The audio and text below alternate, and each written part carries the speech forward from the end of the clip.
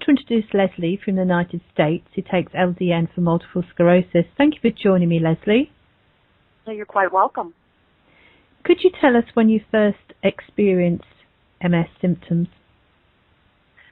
It was a very, very hot summer day here in Richmond, Virginia. I remember thinking it was 100 degrees outside. I was, as I do the math, I guess I was 31, 32 years old. And I went to mow the grass on that very hot day and came in, took a bath, washed off, and during the course of the next few days, I remember feeling weird. I didn't really know what it was, but I went to put my shoe on, slip my foot in a sandal, and it didn't quite go in right. It was just uncoordinated, and went to the doctor. He said I needed some electrolytes, whatever. What I came to find out was that it was numbness in my extremities. I thought maybe I had carpal tunnel because I was a secretary and I typed all day long. Could it be that? I went to my hand doctor, and he sent me immediately over to the neurologist, and they scheduled an MRI. Then I started thinking maybe it was a brain tumor. I had no idea it could be MS. And, I was told I would hear something in the next day or two. When I didn't hear anything, I kept calling the doctors. When I couldn't get them on the phone, a nurse actually said the words, multiple sclerosis. I thought, oh, my gosh, it never dawned on me. And I asked them, well, do you think it will happen again?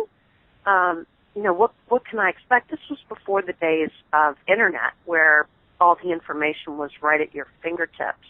And, I think he just wanted to get me off the phone. And he said, no, I think it'll be fine. Well, that was probably a gift that he gave me because I put it out of my mind. And during the course of time, a few weeks, it got better and better and better and better, and I recovered 100% until I started running, and one of my hands went numb. Went back to the neurologist. I mean, this was years later. And the neurologist told me to stop running. Again, I was so relieved.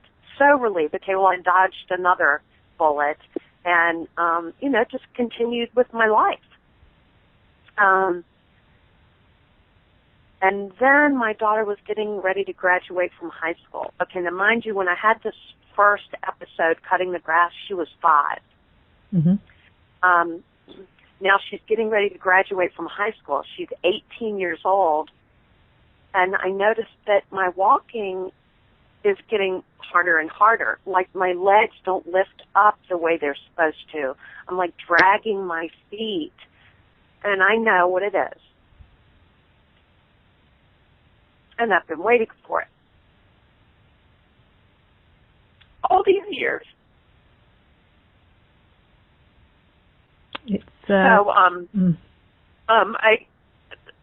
It was Sunday morning, and my daughter and I usually go out for breakfast, and I went into her room, and I told her, and I never mentioned anything about it all those years. I didn't want to upset her or worry her. And I told her that we needed to go to the emergency room. And I told her what I thought it was. And, I was very calm. Let's just go do this. This is it.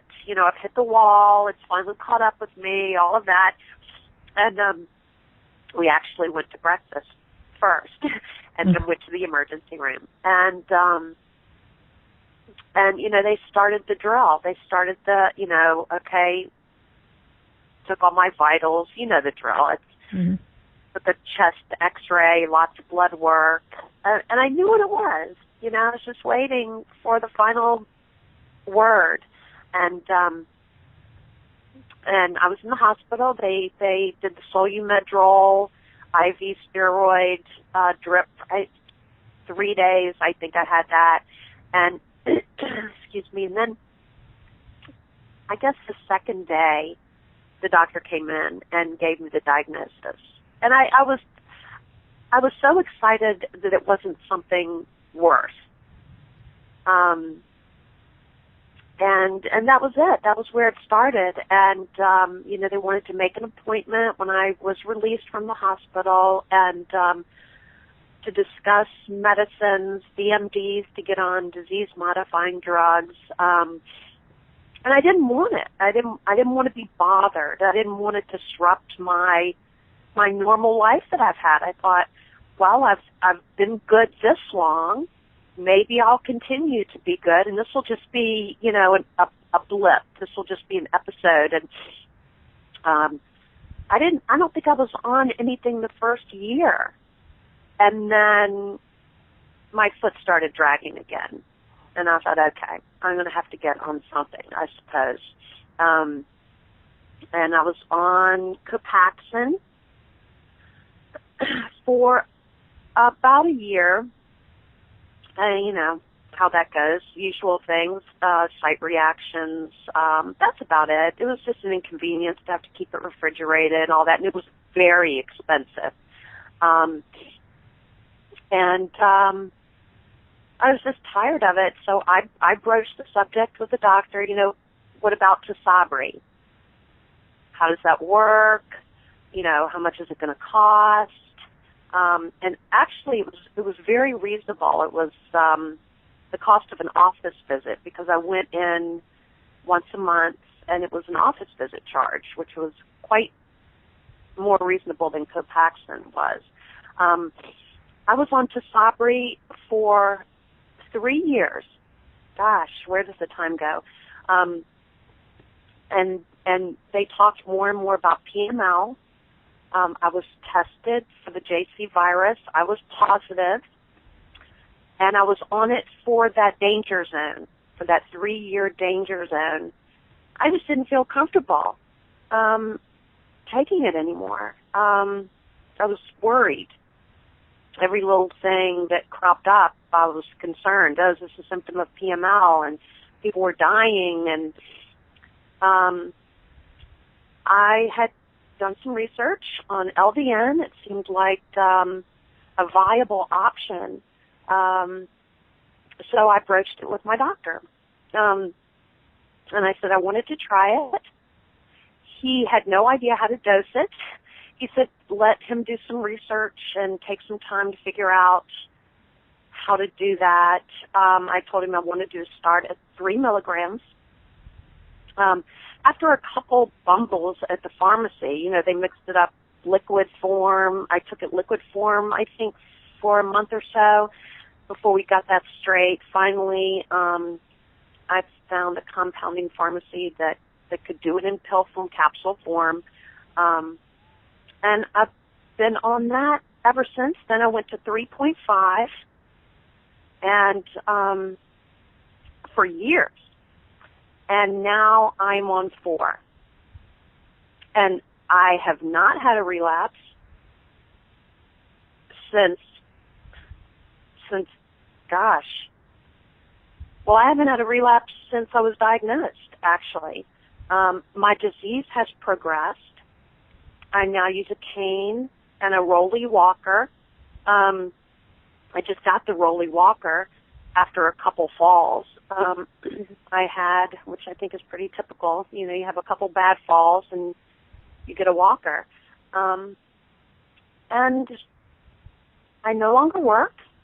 I left a job that I loved, and because cognitively it was getting more difficult, and physically it was getting more difficult to get around with my cane.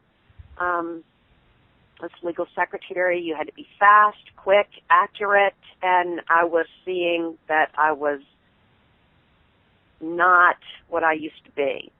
So I went on short-term disability, then long-term disability, and that's where I am now. It'll be 2 years coming up in June. That's my story. Do you have any questions of me? Yes.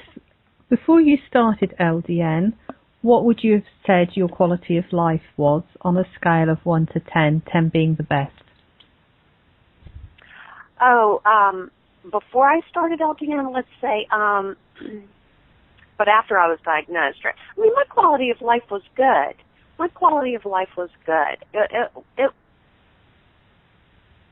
My quality of life is still very good. If you want to put it on a scale, I'd say it's a 9.5. Okay, it's still very good. I can still drive. I can do yoga. Can I run anymore? No. Can I walk as far as I want? No. Can I run a 5K? No. But it's still good. I'm really very lucky. I don't have that horrible neuropathic pain that people with MS talk about, and I can go to lunch. You know, I'm really very lucky. My quality of life is good. Can that be my answer? It can, yes. What would you say to other people who have got MS who are thinking of trying LDN? I would say, why not? It is reasonable. It is benign. If you look at the disease-modifying drugs that they have out there, I have no idea what Fasopri did to me long-term. I have no idea what Copaxone did to me long-term. And we're scared that we're going to wake up one day and not be able to get out of bed. There's the fear factor. And I would say to people that are newly diagnosed, try LDN. I would say before you try anything else, because it is the lesser of the evils.